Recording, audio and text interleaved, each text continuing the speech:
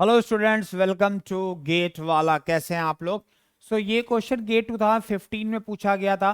2 marks का है, बहुत ही सिंपल क्वेश्चन है। अगर आपको सिंपल आइडियल गैस की प्रॉपर्टीज के बारे में थोड़ा सा भी इंफॉर्मेशन है, like P V equal to M R T क्या होता है, P V equal to N R bar T क्या होता है, right, M into R is equal to R bar, मतलब Avogadro hypothesis, N is equal to M by M, number of moles के बारे में इंफॉर्मेशन है। बेसिक इंफॉर्मेशन अगर आपको आइडियल गैस के बारे में है तो आप इस क्वेश्चन को with in a fraction of minute में लगा सकते हैं, राइट।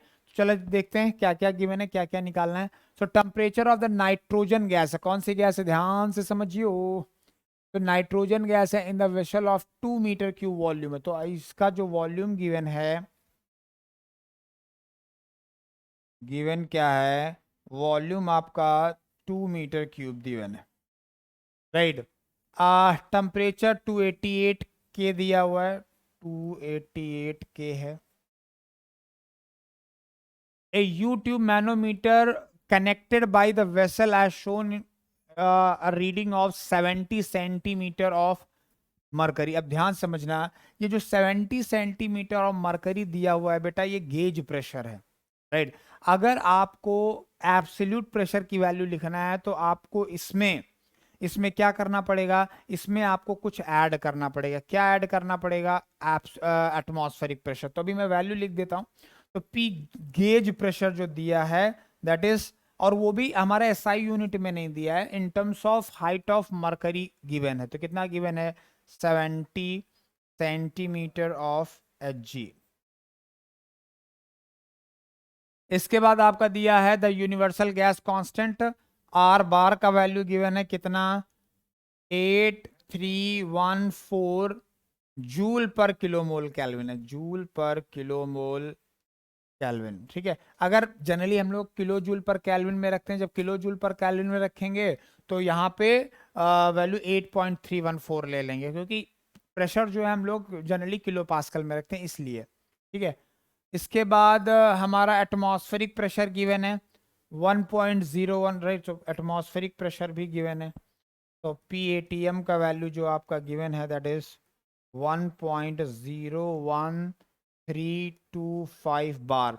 इसको बार में लिख रहा है, अगर किलो पास्कल में लिखेंगे तो क्या हो जाएगा, 100 से मल्टीप्लाई हो जाएगा, मतलब 101.325 किलो पास्कल भी लिख सकते हो, ठीक है। इसलिए जी वैल्यू आपका गिवन है, ठीक है, जी वैल्यू आपका गिवन है। Density of the mercury, rho of the mercury भी गिवन है, rho of the G value. वैसे अपन को पता है 13.6 इंटू 10 पावर 3 होता है। तो ये 13.6 इंटू 10 टू द पावर 3 के जी पर मीटर क्यूब गिवन है। The mass of the nitrogen, mass of the nitrogen लगाना है, और नाइट्रोजन को आइडियल गैस की तरह चूज करो, पीवी इक्वल टू एमआरटी लगाना। लेकिन लेकिन लेकिन जब भी आप पीवी इक्वल टू एमआरटी लगाते हो तो उसमें जो पी का वैल्यू है, ध्यान रखना है, पी हमेशा एब्सोल्यूट प्रेशर होता है। तो पहले आपको पी का वैल्यू निकालना है, राइट। तो एक काम करते हैं, यहाँ पे पी का वैल्यू निकालते हैं, ठीक है। तो मैं पी एब्सोल्यूट प्रेशर निकाल रहा हूं, ध्यान समझना।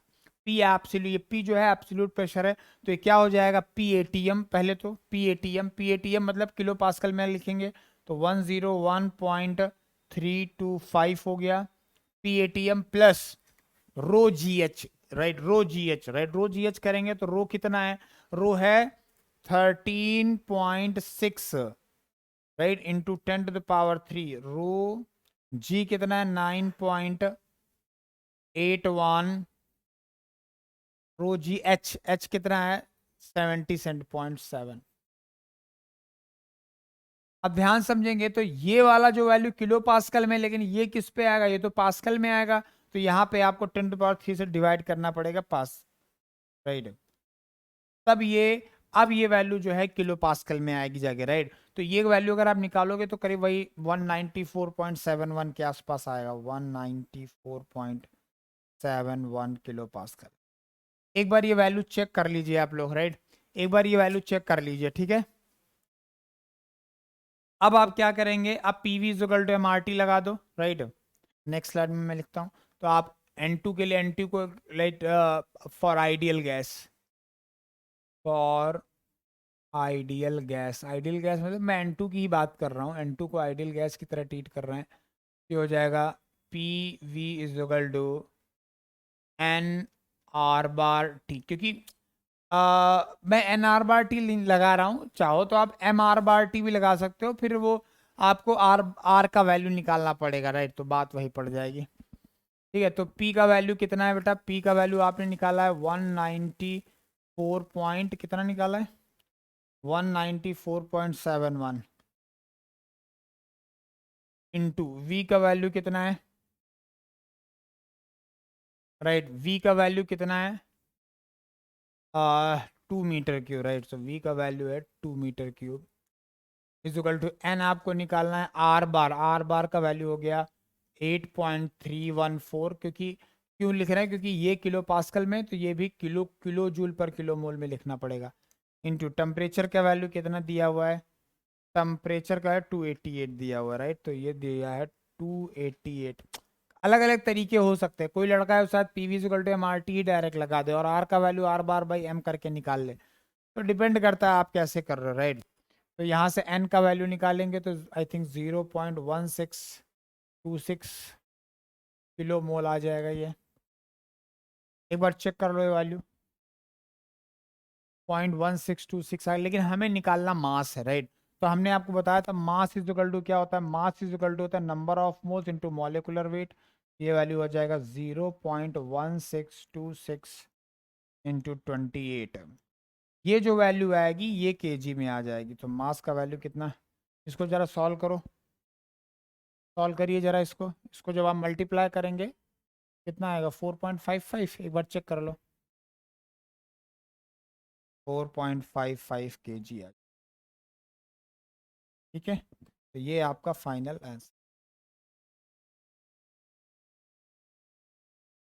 ये आपका फाइनल आंसर हो गया, क्लियर है, किसी को कोई कंफ्यूजन, नो कंफ्यूजन, सो 4.55 आपका करेक्ट आंसर हो गया।